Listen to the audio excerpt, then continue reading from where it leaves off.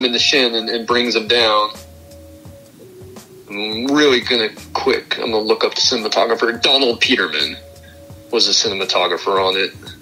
See if I can't pull up just to see what else he's done. He did Point Break. Oh wow. Yeah, did Point Break. Looks like he worked with Sonnenfeld on Men in Black and the Addams Family movies. Did Planes, Trains, and Automobiles, which is a great movie. Yeah. But he's deceased now, unfortunately. But worked on some great flicks. We cut to Ray in the limo, and the limo's stuck in traffic, and the limo driver's just totally talking up Los Angeles, and hey, this is the road to take to go to the beach.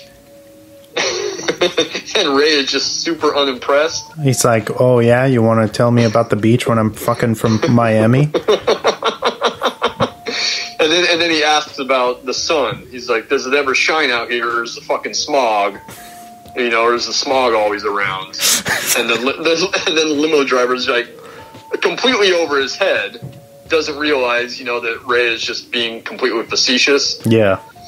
And he just says, "Oh, the smog is the reason we have such beautiful sunsets."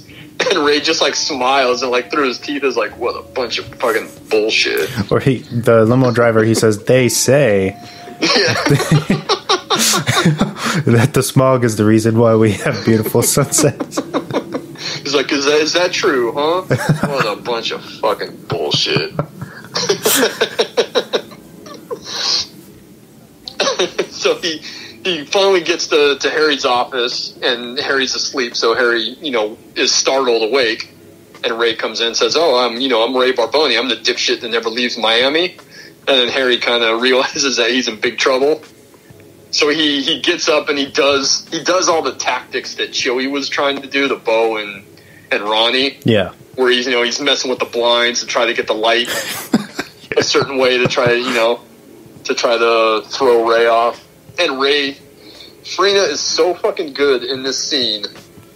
He just sits down in the chair. He's completely deadpan. He's so over everything. And he just sits down, and this is my favorite line in the movie, and it's probably has a lot to do with Farina's delivery of the line. Yeah. But he just sits down, and he's sitting across from Harry, and he just says, "They say the fucking smog is the fucking reason you guys have such beautiful fucking sunsets." Yeah. But it's the way that he delivers it.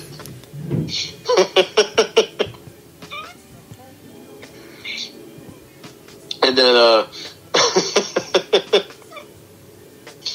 and then, unfortunately, it cuts. I shouldn't say unfortunately. It's a good tension break, but it cuts to Bo, and he's talking with Ronnie on the phone, and he knows that Mr. Escobar shows up. Well, he's talking on the phone to Bear at first, who says, "Hey, Chewie saw the setup. He didn't get the money, so he's still around."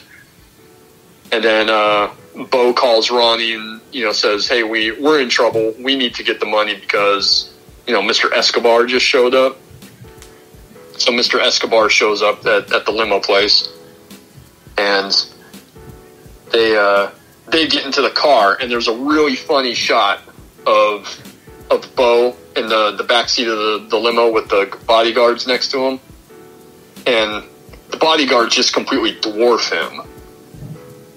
He looks small compared to the bodyguards. And Delroy Lindo's gotta be 6'5", 6'4", 6'5". He's a pretty tall guy. But the bodyguards just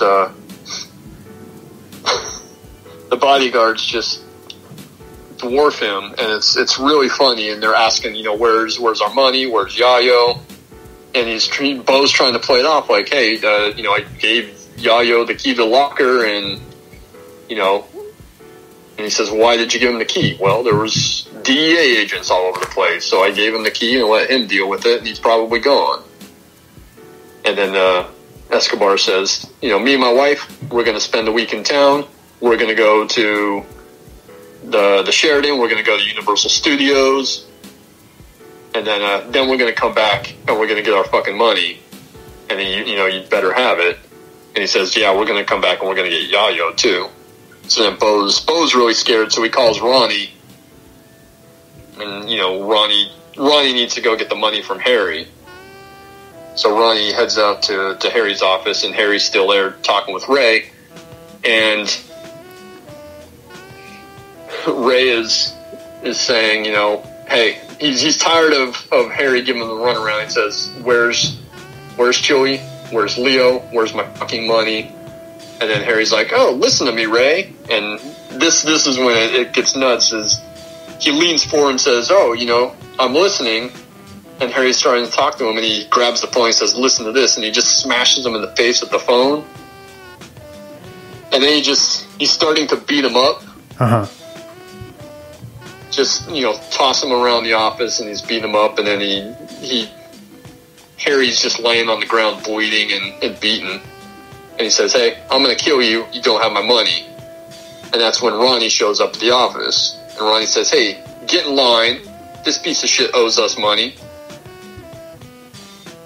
And, Ray says, oh, no, he owes me money, and I don't have to come to you for any kind of permission.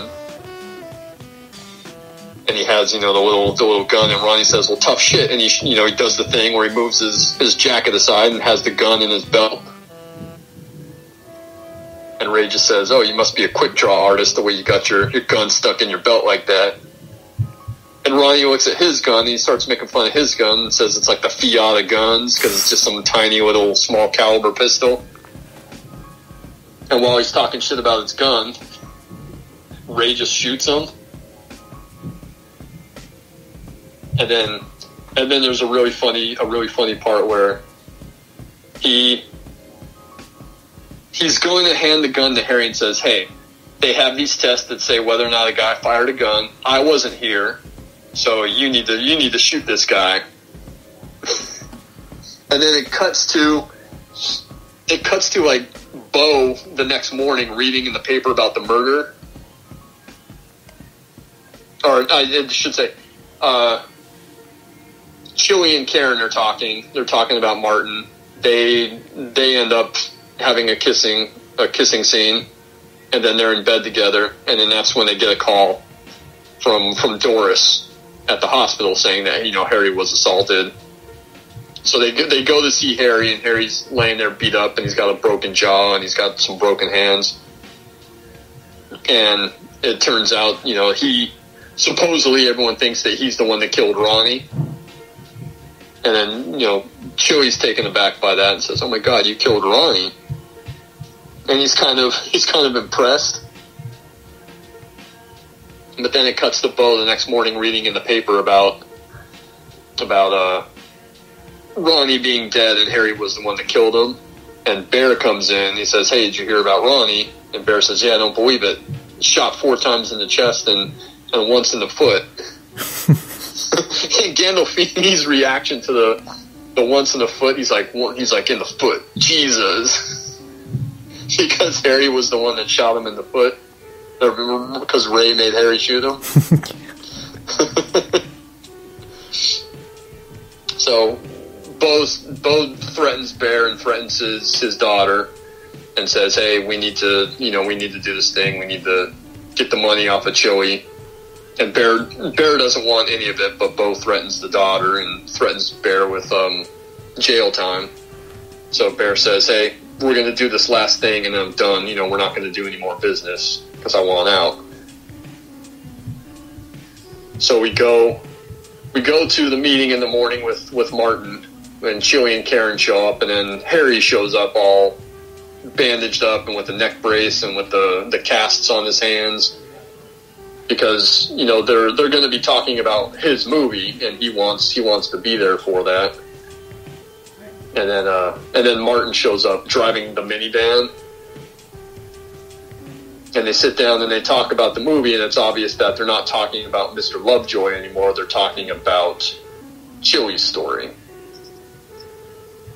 And there's a really funny thing that DeVito does, or not Martin does. Obviously, he goes in for the kiss again, and Karen gives him the cheek. But he sits down. There was a joke about how the actors never order anything off the menu. they never order off the menu. They always have to have something special. And when Martin sits down, he's talking to the waitress and says, "Oh, I want an egg white omelet with lots of shallots, and maybe some olive oil, and bring it. We'll all pick at it. And can we get some strawberry frappes?" And then as soon as he orders, he says, "Hey, I gotta go," and he takes off. And then they're sitting there with the drinks and with the omelet. And he just bailed on them after ordering all that food. So back at Karen's house that night, Chewie wakes up to the TV, much like Harry woke up to the TV when Chewie showed up, and he goes downstairs and it's Bo, and Bo says, "Hey, I need that money," and Chewie doesn't want to give it to him, but then Karen stumbles into it, and Bo grabs Karen in the scuffle and says, "We're going to take her, you show up at my house with the money." So Chewie says, "Hey, I'll be there with the money, don't worry." And Bo takes Karen back to the house, and Bear is, upset that she's there because that was never part of the plan. So Bo shows Karen into the bathroom where she takes a look, and next to the toilet, pink toilet, he has the book. Is the Martin Weir book that everyone is reading. By the way, when Chewie's in the airport, getting the kid to put the bag in the locker for him, everything on the shelf is Martin Weir stuff. Yeah. There's the Martin Weir book. Every magazine has Martin on the cover. Even the guy standing next to a rack that has Playboys on it, and there's a big Martin Weir interview in the Playboy. But Karen's really disgusted by the pink toilet and the Martin Weir book. So Chewie shows up with the money. He goes to give it to Bo. Karen comes out of the bathroom, and there's another great reaction from her where he asks if she's okay, and she's just like, "This guy's got a fucking pink toilet, for Christ's sakes." And then Chewie says, "Hey, leave us alone. You leave." I think he tells him, "Leave Los Angeles. Leave us alone. We're going to be in the movie business." And he looks at Bear and kind of says, "Isn't that right?" And then Bear starts beating up Chewie. And as Bear's beating him up, Bo's freaking out and says, "Hey, if you're going to beat him up, take him outside because I don't want him to ruin my carpet." So they go out onto the balcony, and there's a fight and there's a scuffle, and Bear kind of pushes Chewie into Bo, and he pushes him through the railing, and the railing gives way, and both the guys go over. Bear reaches out, grabs Chewie, and because Karen's there, she sees the gun that Bo dropped, and she grabs the gun and goes to shoot at Bear to tell him to stop. And then there's a good reaction from Chewie off screen where he's like, "What are you doing?" And she's like, "Oh shit," and drops the gun, and then Bear helps Chewie up because he was in on the plan. And then they look at the railing and says, "Hey, how do you suppose that happened?" Because the railing gave away pretty easily. Then he has all the nuts and bolts, right? Yeah, he says, "Hey, I have no idea," and he opens his hand and he's got all the nuts and bolts from the railing. So he rigged the railing to break so that Bo would fall through it, and it would look like an accident. After that, Chewie and Karen go back to Chewie's hotel, and there's another really great line where where Karen asks if Chewie was scared up there, and he says, "Yeah, of course I was." And she's like, "Well, you're not acting like you're scared." He says, "Well, I was scared up there back then. I'm not scared now. I mean, how long do you want me to be scared for?" So he goes up to his room, and Ray is in the room waiting for him. And, he wants the money, and Chewie says, "Oh, it's at the airport in the locker. Here's the key." And then Ray says, "Oh, awesome. I don't remember how we got to hate each other so much, but, you did this." I say, "Fuck that," and you did that, and then I say, "Fuck that." And he's like, "We'll let bygones be bygones.